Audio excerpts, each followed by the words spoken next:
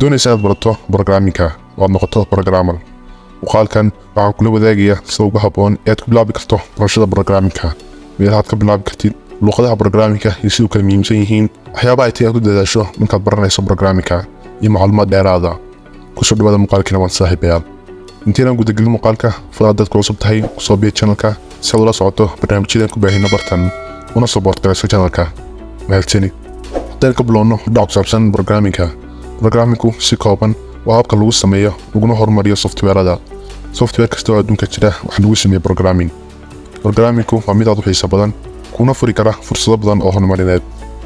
Haddaba si aad u barato programming-ka, waxaa jira waxyaabo badan oo ay muhiim tahay inaad sii ogaato intaanad bilaabin. waxyaabahaas waxaa ka mid ah inaad niyad ahaan isku diyaariso inaad baranayso programming-ka, yeelatana adkaysi iyo samir. dad badani waxay programming-ka ku bilaabaan xamaasad kadibna meel dhexe ayay kaga hadhaan. marka waad sii diyaarso niyadaad ku baran lahayd programming-ka. kadib waxaa lagaga baahan yahay inaad doorato mid ka mid ah luqadaha programming-ka. waxaa jira ku dhowaad 700 oo luqadood oo programming ah, waxayna kala duwan yihiin meelaha loo kala isticmaalayo iyo shaqooyinka ay qabanayaan. muhiimna ma aha inaad intoodaba taqaano ee kaliya waxaa muhiim ah inaad barato kuwa ugu muhiimsan ee uguna shaqada badan. haddaba qof kasta waxa uu leeyahay hadaf uu rabo inuu ka gaaro programming-ka iyo ujeed uu rabo inuu isticmaalo. tusaale ahaan, dadka qaar programming-ka waxay baranayaan inay isticmaalaan cybersecurity, qaarna waxay baranayaan inay sameeyaan websites iyo web development, halka kuwa kalena ay baranayaan inay sameeyaan games. qaar kale waxay rabaan inay isticmaalaan machine learning-ka iyo horumarinta AI-ska.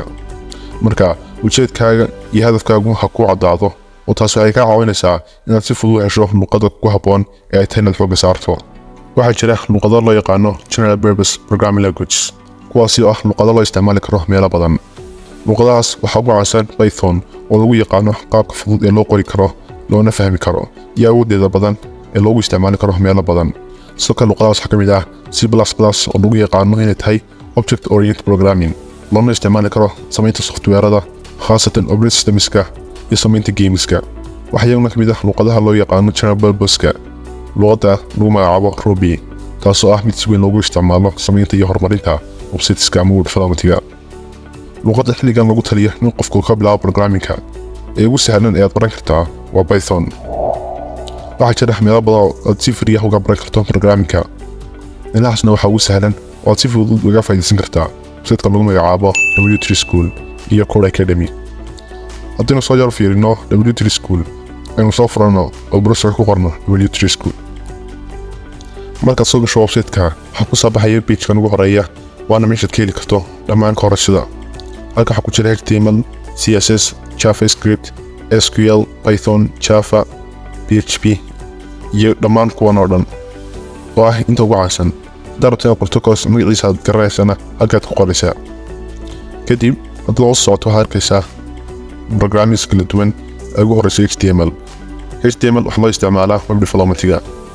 kadib haddii tusaale ahaan qaadano Python, ku dhufo Python, waxaad arkaysaa casharaad tiro badan oo ku saabsan Python. sidoo kale wuxuu leeyahay inaad ku practice karto, oo haddaad hawato try yourself waxaa ku geenayaa IDE aad ku practice karto. okay, haddii intaa ka nimaadno W3 School, waxay sidoo kale muuqaaladeena xiga ku bilaabi doonaa cashiro programming ah, kuwaasoo aan ku baran doono basicska qaar ka mid ah programming languageska sida Python iyo luqado kale.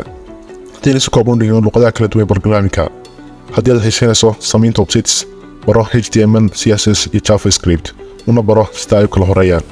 haddaad rabto programming-ka inaad barato si aad ugu isticmaasho cybersecurity-ga, waxaad barataa luqadaha ka midka yihiin PowerShell, Python, Bash, SQL iyo kuwa la midka ah. haddii aad u baranayso programming-ka inaad samayso games, waxaa iyagana si gaar ah u barataa C++, C#, JavaScript, Python iyo Lua. waa ujeedaa Python meelo badan ayay ka shaqayn kartaa.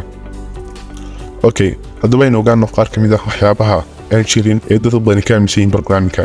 waxyaabahaas waxaa ka mid ah in dad badan aaminsan yihiin inaad u baahan tahay shahaado jaamacadeed si aad shaqo ugu hesho programming-ka. balse taasi maaha wax jira. waxaa jira kumanaan qof oo iskoodu bartay programming-ka oo shaqooyin kala duwan ku helay, waxaadna xitaa noqon kartaa freelancer si xora u shaqaysta. qodobka keliya ee ugu muhiimsan u baahan tahay waxa weeye inaad dhisto xirfadaada, korna u qaaddo markastana ahaato update. programming-ku ma lahan hal abuur.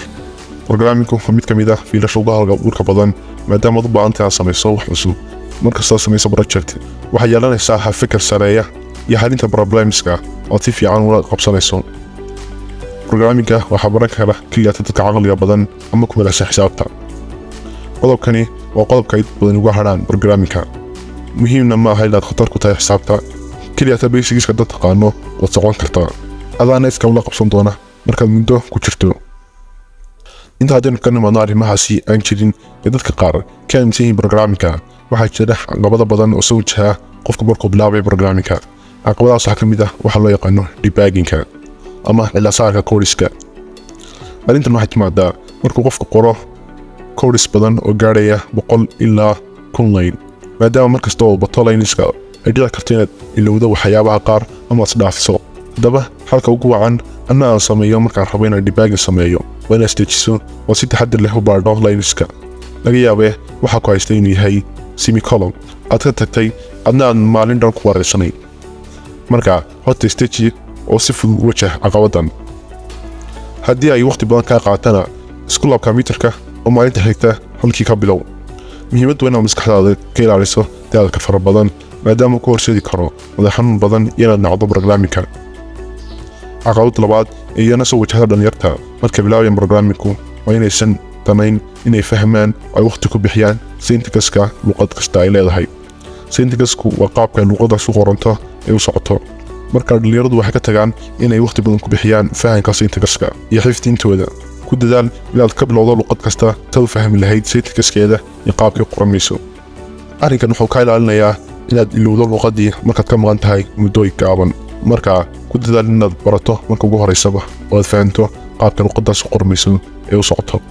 caqabadda saddexaad taasoo ah mid dhowaanahan soo badatay waa inaad ku tiirsanaato AI-ska kala duwan sida ChatGPT iyo kuwa la midka si ay kugu qoraan codes qurux badan. taasi wax faa'iidaha kuma noqonayso ilaa aad haysato base fiican oo aad ku isticmaali karto codeska AI-gu ku qoro. waxaa dhacda in AI inta uu ku qoro codes khatar ah uu ka ilaawo semicolon iyo wax la mida, kadibna aad garan weydo meel laga hayo codeka oo dhan. marka ha ku degdegin isticmaalka AI-ska. ugu dambayn, muuqaalkan waxaan kusoo gabagabaynaynaa programmingku waa mid aad u xiiso badan aadna u faa'iido badan. meesha uu qofku ka noqdo qof ku guulaysta programmingka ama qofku khasaarana waa hadba intuu geliyo practice. markastoo aad samayso practice badan oo markastoo aad aqoon fiican u yeelato programmingka. sidoo kale waxaad kula talin lahaa dhalinyaro in dhowaanahan uu programmingku si xawli ugu soconayo, baahidiisuna ay kasii badan tahay intii hore. haddii aad tahay qof barta teknolojiyadda ama qof barta culumaha kale, waxaan kula talin lahaa inaad wuxuun ka barato programmingka hal luqadna ha ahaatee. waxaa kugu filan inaad maalinkii siiso 2 ilaa 1 saac iyo badh aad ku baran karto kuna practice karto muddo 3 bil ilaa 1 sano ah si aad u samayso isbeddel. markastana ku dadaal inaad yeelato samir iyo adkaysi. muuqaalkeena maanta intaas ayuu ka egyahay. waad kuma soo daawasho muuqaalkan, fadlan ha ilaawin inaad muuqaalka like saarto, siina share garayso si uu gaadho asxaab badan. mahadsanid.